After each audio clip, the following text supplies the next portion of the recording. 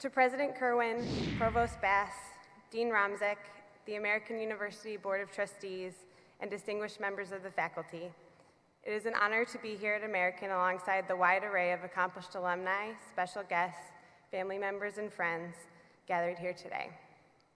And given that Sunday is an especially important day, I'd just like to add how very grateful I am to be amongst so many wonderful mothers, included in that my wonderful mother. We are so grateful to you on all days, but especially on days like today, when we hope we can make you proud. But of course, today is a special day for those of you here in robes as well.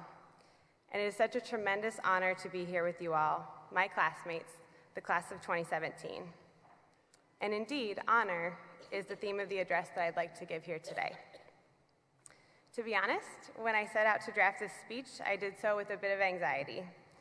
I feel humbled daily by the accomplishments of this group, by your work ethic, your research skills, and the eloquence with which you present complex and controversial topics.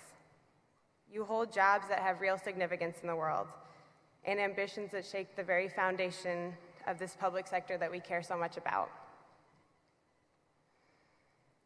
I feel qualified to make this speech only by virtue of the overwhelming awareness of how lucky I am to count myself amongst your cohort, and how grateful I am that I have, and the gratitude that I have to sit beside fellow students who believe so vibrantly in public administration to effect great change. You inspire me to both be vocal about my passions and passionate about my voice. And for this, I owe you much more than just a speech. Thankfully, my time in this program has taught me that we all need to start somewhere. Kathleen Norris once wrote of religion something that I think can easily be said within the context of public service. That is, that the great struggle is not fought on some spectacular battleground, but within the ordinary human heart. When each morning we awake and feel the pressures of the day crowd in on us, and we must decide what sort of immortals we wish to be. Sometimes I let that sit with me for a second. The great struggle is not fought on some spectacular battleground, but within the ordinary human heart. When each morning we awake and feel the pressures of the day crowd in on us, and we must decide what sort of immortals we wish to be. As public servants, the battleground certainly isn't always spectacular.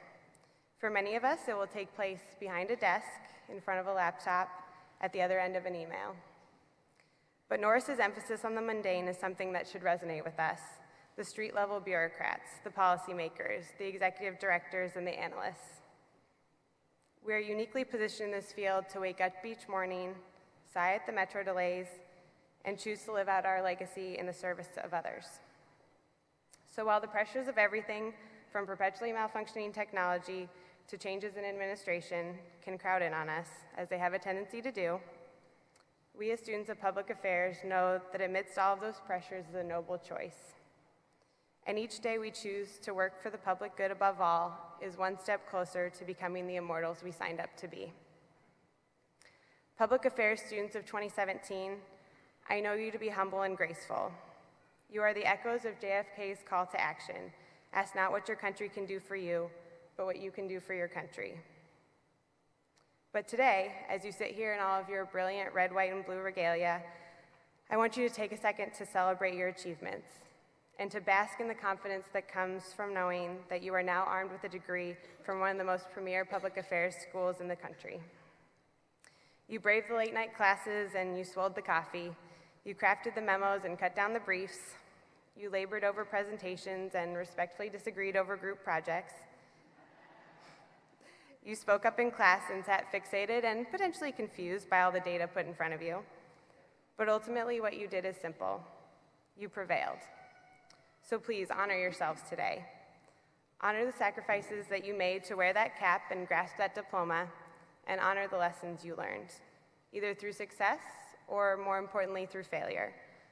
Honor the people who got you here, friends, family, professors. For me personally, many of those are, in fact, you in the audience.